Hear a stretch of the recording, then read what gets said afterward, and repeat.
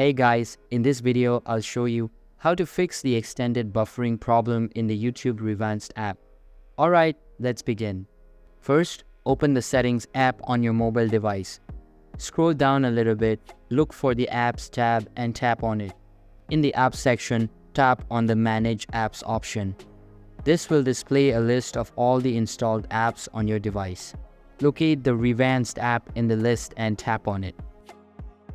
On the ReVanced app info page, look for the Force Stop option and tap on it. Confirm the action by selecting OK. Next, tap on the Clear Data icon.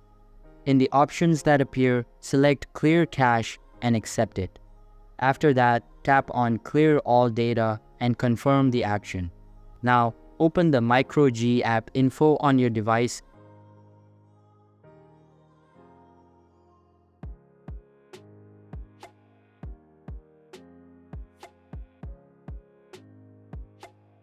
and repeat the same process, clear cache and clear all data. Once you've cleared the data for both ReVanced and MicroG, launch the ReVanced app again.